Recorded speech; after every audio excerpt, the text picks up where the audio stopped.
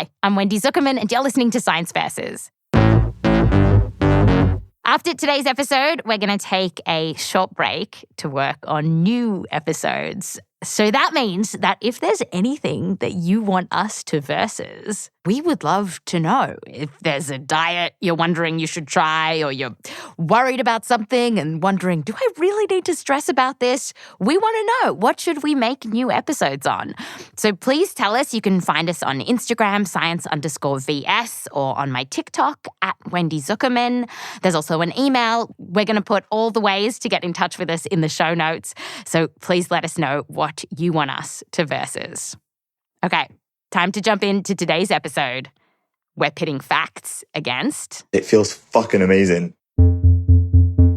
Go online and you'll hear stories of people having the most amazing orgasms. Felt absolutely insane. I cannot describe. Massive, multi-dimensional cosmic orgasm. Pretty much instantly, he came.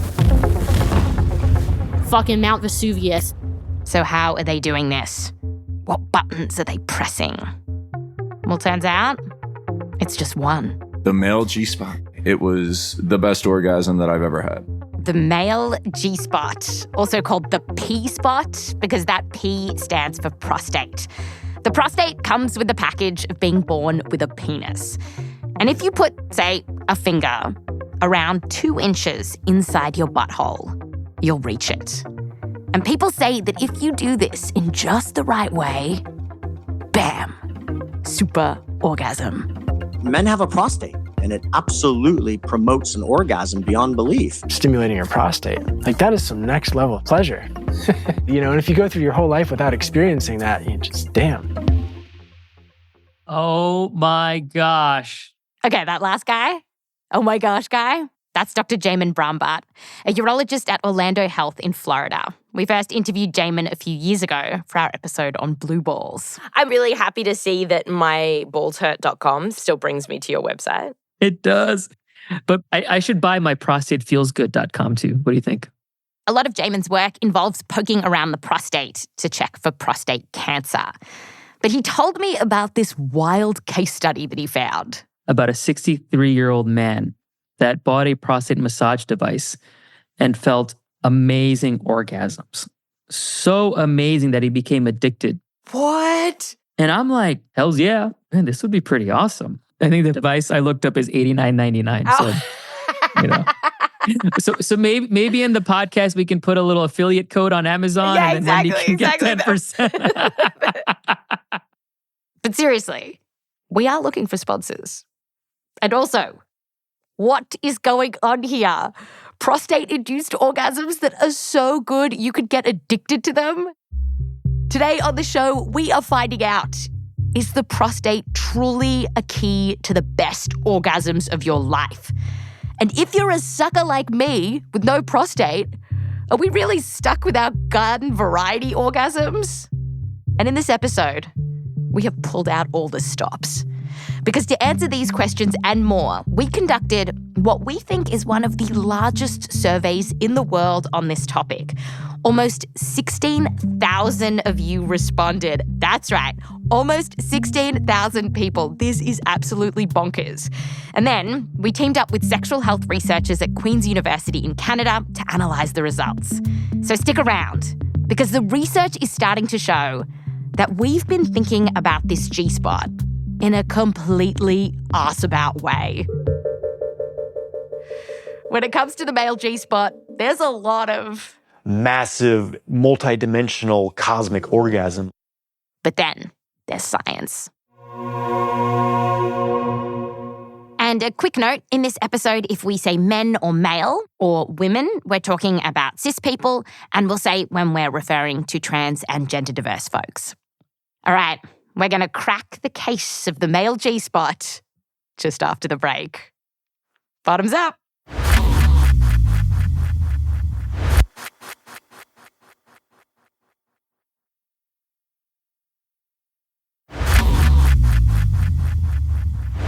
Welcome back. Today on the show, the so-called male G-spot. Can pressing the prostate with, say, a cheeky finger or dick up the butt really trigger the best, most cosmic orgasms of your life. So, zooming out here for a moment, it turns out that a lot of you are trying butt stuff and doing what the nerds call receptive anal intercourse, which is basically where you put something up your butthole for pleasure, whether it's a toy, a finger, or a dick. In our survey, out of almost 16,000 people, just under half of you had given this kind of thing a go, including a ton of straight men, by the way. Now, our numbers are a little higher than other research on this topic, so y'all are either more adventurous, more honest, or both. But still, the general picture shows that this is common. And yet, it's also hush-hush. It's 2024, and it's still like we're still not talking about receptive anal intercourse. Dr. Dan Dickstein is a resident at Mount Sinai Hospital in New York. And even when I go to the doctor, if anal sex ever does come up, it's like they whisper. It's like oh, anal. It's like question, and then they lower their voice. It's like, oh my God. It is crazy how taboo anal sex is. It is even, to be honest with you, even as I've been doing all this research and I'm writing Dan Dickstein brackets anal sex, and I was like, oh my God, is this allowed on my work calendar? It's so taboo. And because we don't talk about it, I would say that this is sort of what I'm recognizing is because we don't talk about it, it perpetuates the stigma. And sort of by saying nothing, you're saying something.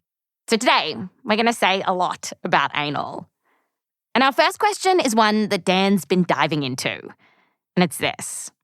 Why can butt stuff feel so great? Is the prostate, the male G-spot, driving these sensations? He's actually wondered about this ever since he was in college. He remembered this night where he was sitting in his dorm room in Maine.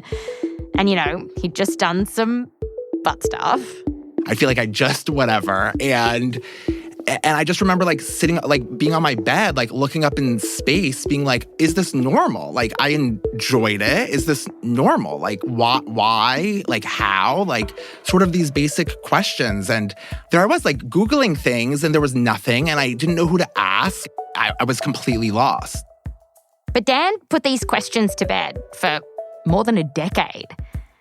That was until two things happened. So Dan grew up to become a doctor that specializes in radiation oncology. And one day, he's talking to a patient who had prostate cancer, telling him that treatments like radiation and surgery might affect his erections. And then this patient asks him, well, how does radiation impact receptive anal intercourse? And I was like, oh my God. This patient really stumped me. I was like, I don't know. And let me ask my attending. They were like, I don't know. And my co-residents were like, I don't know. Nobody really knew, and nobody really even knew what direction to point me in. And then pretty soon after that, this prestigious journal was doing a call out, asking young academics to write about issues kind of like receptive anal intercourse. It was actually a colleague of Dan's who saw it. He was like, oh my God, Dickstein, now's your chance. He screamed in the resident room. It's like he saw it on Twitter. Dickstein, now's your chance. You have to do this. It's this was a sign from above. You are so right. So Dan goes deep into the research, picking up what strands of evidence that he can from other studies and textbooks to find out, ultimately, when you look at the nerves and structures in our body, what can make you orgasm from anal? And critically, is the prostate doing the heavy lifting here? And Dan figured that this would then lay the groundwork for understanding if you remove the prostate in a cancer patient, would that ruin the pleasure of bottoming? So he starts reading about how the prostate is this spongy gland that secretes this fluid that goes into your semen. And that's actually why if you push on the prostate, stuff can ooze out of your penis, which is sometimes called milking. But when it comes to orgasms, what the prostate really has going for it is location, location, location. Yes, exactly. It's literally surrounded by nerves. And these nerves are really important to getting you aroused and erect. So take, for example, the neurovascular bundle. It's a bundle of nerves and vessels, yeah. And it's literally between the prostate and the rectum. And when we push on that, it goes to the erectile tissues, and that's what causes an erection. In sex education, there's a whole plot line of one of the characters gets a finger up his ass and he's like, whoa! Yeah, exactly. Comes immediately. And before that, we had Stifler having the exact same experience. Exactly. Oh, and quick fact check here. This actually happened in the movie Road Trip when the actor was playing a different character. But once a Stifler, always a Stifler. So what's going on there? Exactly. You know? So Stifler, that's happening to Stifler, and in sex education, because there's pressure on the nerves that are between the prostate and the rectum, and that pressure is then going to lead to increased blood flow to the penis. Aha. You see, the prostate sits at the base of your penis, and so putting pressure on that area can stimulate the nerves around your willy, ultimately encouraging blood to flow down there. And voila, erection. We also think that pushing on the prostate, say with a finger or a dick, can stimulate some of those nerves that we talked about so that then they send these feel-good messages up through your spinal cord and to your brain. So here's how Dan thinks about it. From the thrusting and pushing the prostate is a physical thing that it's gonna hit these other surrounding nerves to also create more pleasure. On top of all of this, in our survey of you guys, we also found this important clue about whether the prostate is really King Dick here. You see, people with prostates said that they orgasmed more often from butt stuff and also got more pleasure from their anal orgasms compared to people who don't have prostates. All suggesting that, the prostate is special. I think it's so special. Is it special? I would love a necklace with a little prostate on it. I think it is very special. That's really, truly. But before Dan totally committed to his prostate necklace purchase, he kept going deeper and deeper on this. And he came across some very curious research, including this one study by this fella. Yeah, it's a little bit out there, I'll tell you that. And I've had a little bit of some people kind of turning heads when I kind of talk about it. The guy turning heads here is Dr. Tom Gaither, who's a fellow in the urology department at the University of California, Los Angeles. And what's interesting about his study is that while when you look at the nerves around the prostate, it makes sense that it would be a special sex button, Tom wanted to know what happens when you actually talk to people who like anal and find out where exactly does it feel good. So he and a colleague got 30 people who have prostates and started chatting to them. So we asked them, it's like, where do you feel these sensations? And we try to get to the nitty gritty of what does it feel like? What can you describe the sensation to us? And at first, there was a little bit of G-spot chatter. One person said, quote, discovering your G-spot is like the most amazing thing in the world. Another said, quote, ever been touched in the prostate? Incredible. But as these conversations went on, Tom noticed something odd. What's really funny is that a lot of people have no idea where the prostate is. Oh. You say, do you, people are like, I enjoy prostate stimulation. It's about 5 inches in there. And I'm like, the prostate, I can touch your prostate with my finger. I guarantee you that. It's about 1 or 2 inches in. So what they're experiencing is not prostate stimulation, right? It's something else. Something else? But what? As part of the study, Tom also showed them a diagram, an anatomy of the tushy. Do you want me to share my screen? Yeah.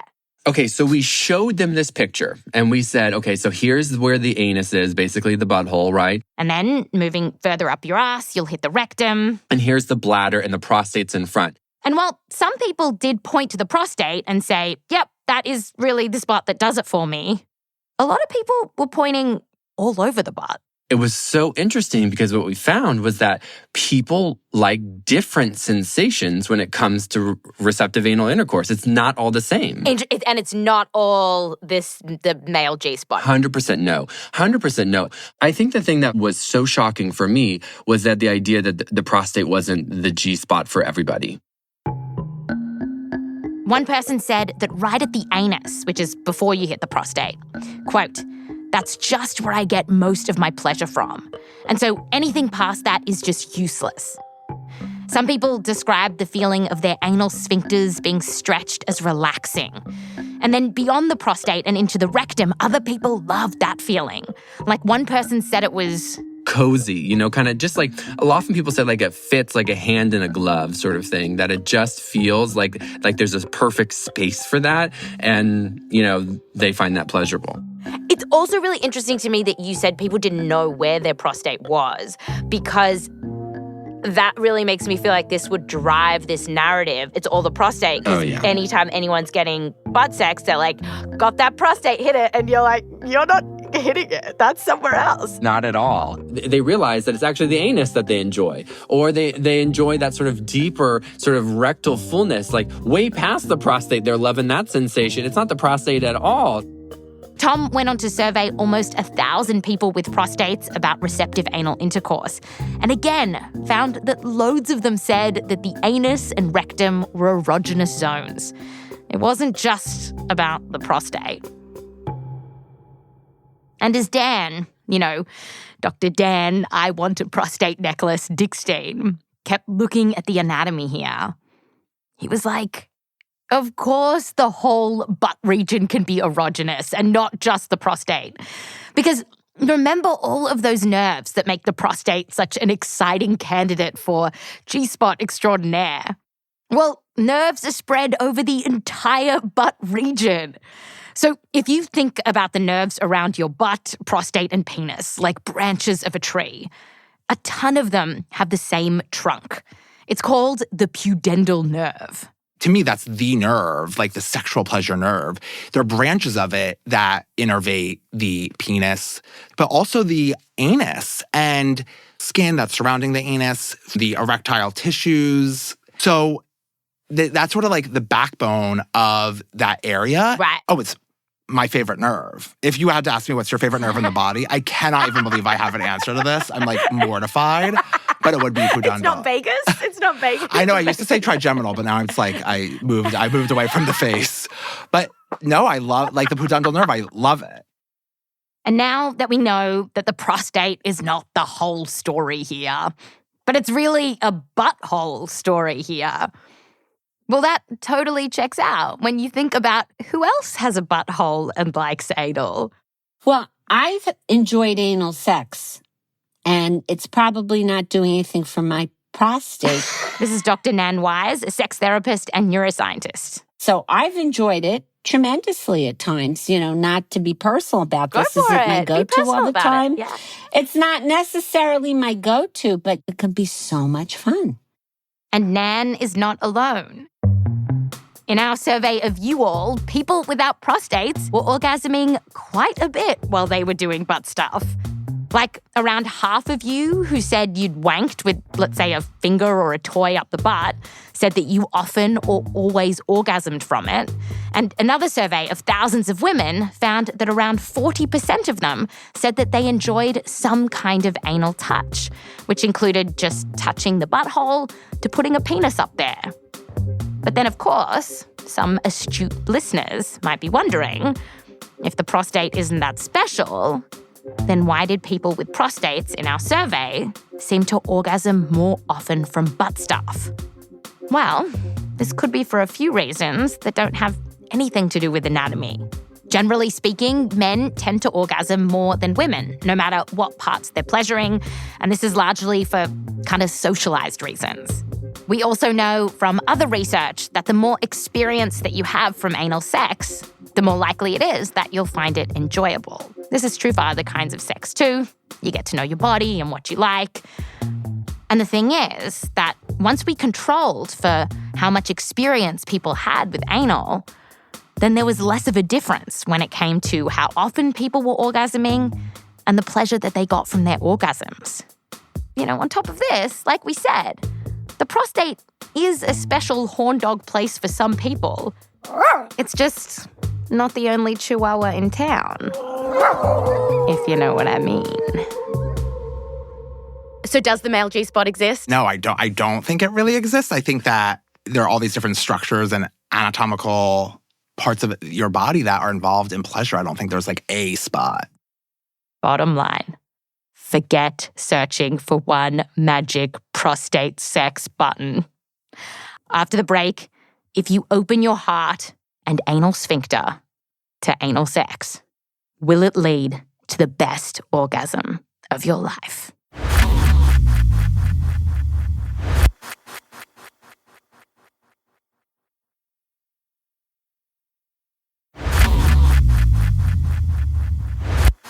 Welcome back. So what we've learned is that people aren't talking out of their ass when they say that they've had great prostate-induced orgasms.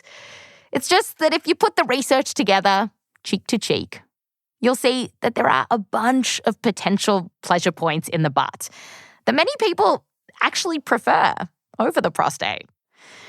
But even though there's no male G-spot, clearly anal sex and sexy butt stuff is giving some people really great orgasms.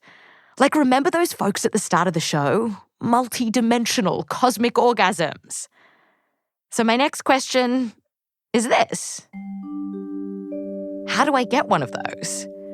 Is anal sex truly the key to the best orgasms of our lives? Well, what is clear from the data is that these astral butt orgasms, they're not happening to everyone here. In fact, Dr. Tom Gaither told me about this one guy who reached out to him thinking that there was actually something wrong. He told him, was like, listen, can I just talk to you? I really need to talk to you. And I've been trying for years and I've never been able to experience that. He hears these experiences of other people where it's like, oh, it's this magical, all these things. And he just doesn't feel that. But there's nothing wrong with this guy, or if this is you. Studies have found that some people have tried anal, and in some cases, a lot of anal, and they just aren't that into it. In our survey of you guys, a bunch of you weren't orgasming at all from putting stuff up your butts. And that could be for lots of reasons. You know, we're all special sex snowflakes. But let's zoom in on the people that were having an amazing time with anal. Because maybe we can learn a thing or two from your ways. Okay, so of those who were orgasming from butt stuff, over a third of you said that your orgasms from anal were better than your other orgasms. And y'all are having a lot of fun. People said things like leg wobbly stuff, mind-blowing. And because I'm a nerd, perhaps my favorite is, quote, it's the plus on A+. Now, some of what's going on here might just come down to preferences or even be physiological. Perhaps the way that you're wired means that you enjoy anal more than other stuff. But drilling into our data further, I could see that there was one big thing going on here, and it was something that really helped me explain how people were getting their come to Jesus comes. And it's by looking into research into a part of the body that we haven't really talked about too much thus far, the brain. So let's go back to neuroscientist Dr. Nan Wise, because she's done this awesome research uncovering how the brain processes sensations from the butt and genitals. Why did you want to do this study? We wanted to do it because it wasn't done. This is a basic science thing. I know, this feels like basic anatomy, and yet it was published just a couple of years ago? Because it's sex, Wendy. So for this study, Nan got a group of men. Turns out recruiting them was a piece of cake. The word was out for a good time call Dr. Nan. We had a lot of people interested in donating orgasms. She got 21 men to hop into an MRI. And the plan was that they would touch themselves in specific areas so then she could see what happened in their brain as they stimulated all these different body parts. And they stimulated all these different body parts. So they started with the penis, gently touching themselves on the tip of the penis. Then they moved to the midshaft. Then the base of the shaft. Then the scrotum, the left testicle, right testicle, the nipple, the urethra, perineum, rectum, and then deeper still, the prostate. And then how do you reach into your butthole to press it? The thing they had to do. Your eyes have lit up. They had to use this acrylic tool to reach behind. So what is it? Does it look like a J-shaped dildo? What does it look like? It was like a curved thing. So they would open their legs and be able to insert it to stimulate the prostate. And this is particularly impressive because these guys had to poke and prod themselves while keeping their heads extremely still. Head movement can make brain scan images look blurry. And this also meant that Nan had to put something on their heads to make extra sure that they didn't move. It looked like Hannibal Lecter's helmet. You know, did you ever see in the movie, like, so that he wouldn't bite people? Right.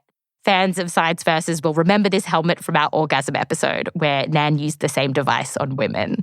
And then we put it on this like neck collar to keep their necks still. Oh my God. But I will tell you, the staff at the scanner did not like our studies. And at one point, one of the male participants got Vaseline on the button box. Now that was a big deal. So after all this, what did Nan see? What clues did she find to getting us the best orgasms of our lives? Well, perhaps like you'd expect after hearing from Tom and Dan, when the men stimulated all of these different parts of their bodies, like the rectum and around the prostate, but also the penis, scrotum, testicles, and nipple, the brain got a little tickle. And it was inside an area called the somatosensory cortex. It's basically the place in the brain that registers touch and pain sensations.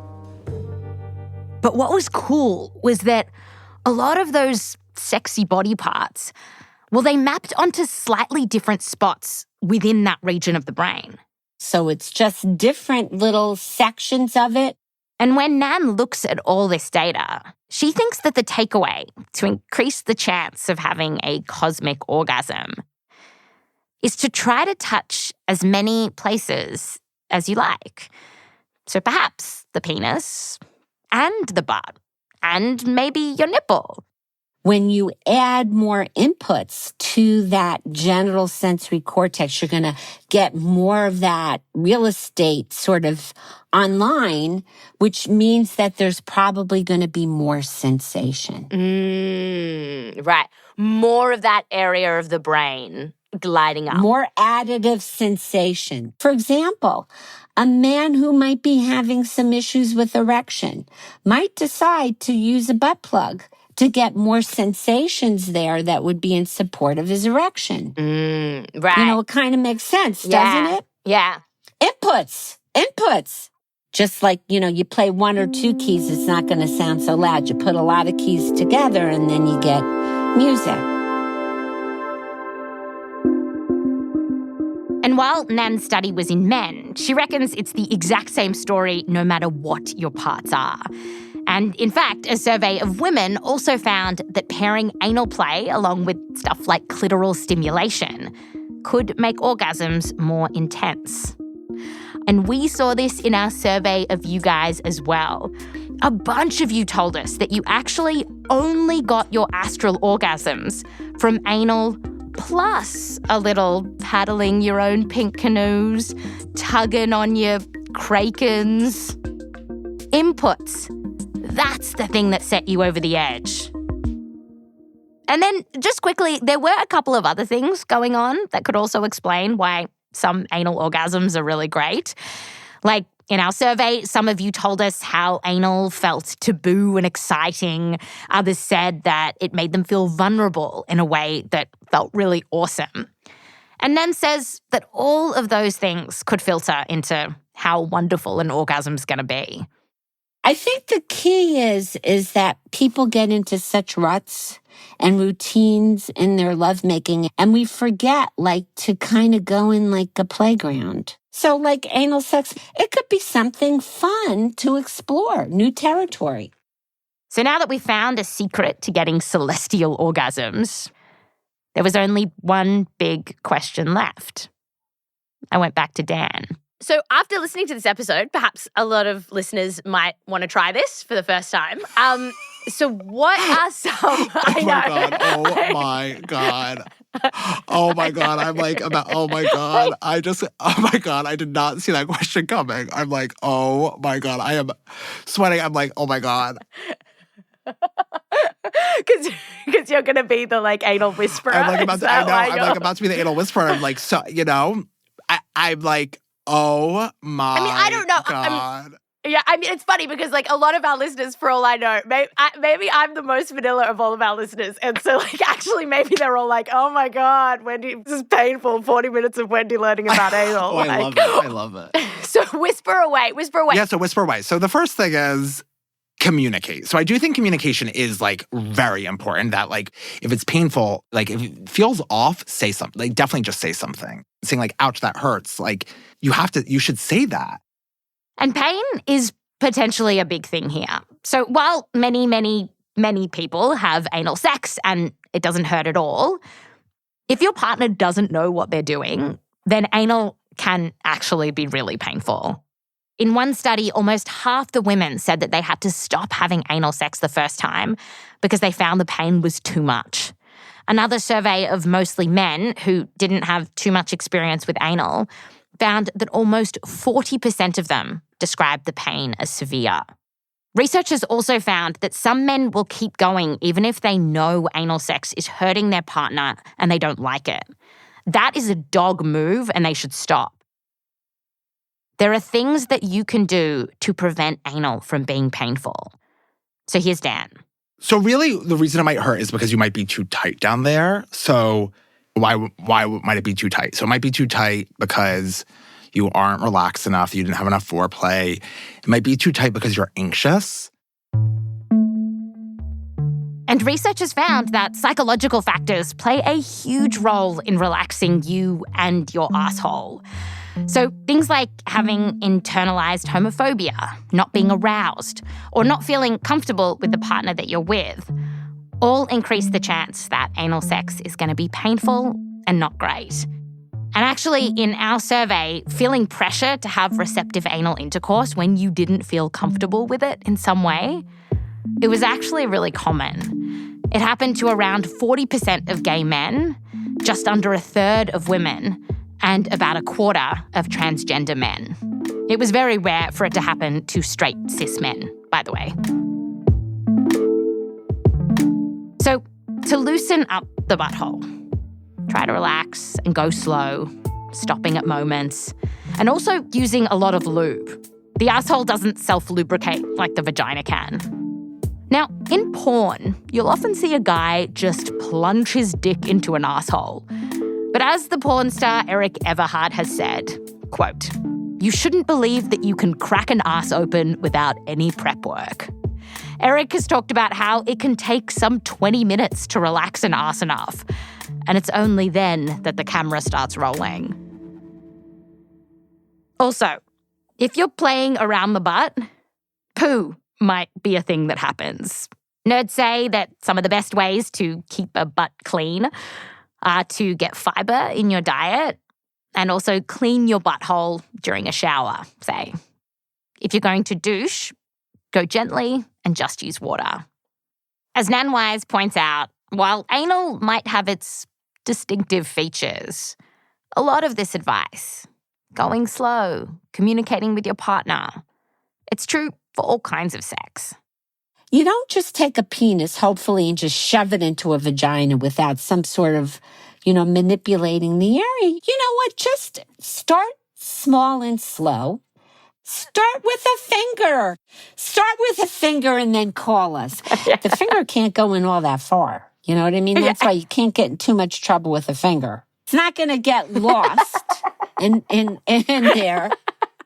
Just quickly, there's also poppers, a drug called alkyl nitrate. People say that it can help relax your butt muscles, but the research is actually mixed on whether it helps with the pain from anal sex.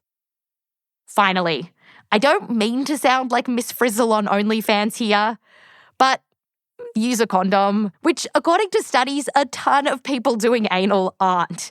Sure, you can't get pregnant, but you can get a bunch of STDs, from HPV, which can lead to anal cancer, to HIV, to herpes. And with certain STDs, like HIV, it's more likely that they'll spread through anal than other kinds of sex. And I really don't want to sound anal here, but even if you're with a regular partner, if you're sticking a dick up an ass, there's bacteria up there that could give you a UTI. So, yeah, use a condom. As I was finishing up my chat with Nan, she pointed out that the key to getting a supersized orgasm isn't just about all the buttons that you might press, but it's also about not worrying so much whether you're going to have a super orgasm or not. In fact, just the hunt for the multi-dimensional cosmic orgasm might be the ultimate cock blocker here. When we kind of prioritize focusing on the orgasm, we're missing the point. So I think what makes sex really sensational is to be in the sensation. It depends on where your mind is. Is your mind on the sensation? Or are you thinking about, oh my God, I forgot to file my taxes? Thinking about how is the orgasm? Is it a big enough orgasm? Is it going to be big enough? Is it coming? Am I coming? Is she going to come? Is he going to come? I think it gets us out of the unfolding the sensations. And I think the mind is the most powerful sex organ of all. The mind is the G-spot. The mind is the G-spot, the A-spot, the N-spot, the X-spot. Yep. That's Science Versus.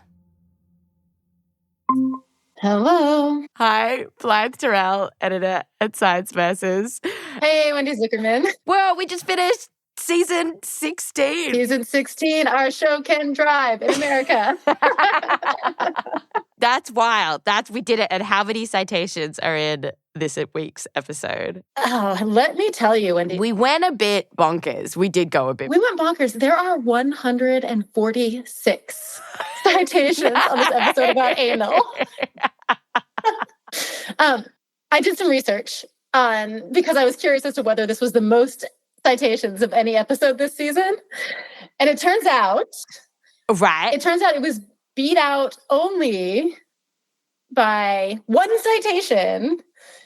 The intermittent fasting episode had 147. Oh, and this has 146. So to find all of these citations, just go to the show notes and there is a link to the transcript. And some of those citations are more details on our survey results. So if you want to get in there and have a look, please do. And also, I should say that when we say 146 citations, it doesn't necessarily mean that we've read 146 studies on anal. I did read a lot. I don't know how many. I don't actually count how many. But it just means that unfortunately, every time we say something, exactly, we link to a specific study. And so sometimes we're using the same studies over and over again. And then just quickly, last episode of the season, which means we need to come up with a whole new season. Yes. Please let us know what you would like us to versus. You can get in touch with us on Instagram at science_VS to tell us what you think we should versus. If you're in the Spotify app, you can write to us. There's a little Q&A feature where you can tell us there what you think we should versus. You can email us at scienceversus@gimletmedia.com. And then you can also let Wendy know on TikTok. My TikTok is at Wendy Zuckerman. And while you're giving us all these topics to versus for next season, there's a lot of fun stuff on Instagram and my TikTok this week. There's some really cute snippets of my interview with Dr. Dan Dickstein. Gosh, we had a lot of fun. We're going to have some diagrams. If you've spent the entire episode being like, wait, where's the anus and the rectum and the prostate? Head to our Instagram. There's also going to be a photo of the Hannibal Lecter happy helmet. If you want to know what those people were wearing in the MRI, check out our Instagram. I mean, listen, what more could a person ask for? Thank you so much, Blythe. Thanks, Wendy.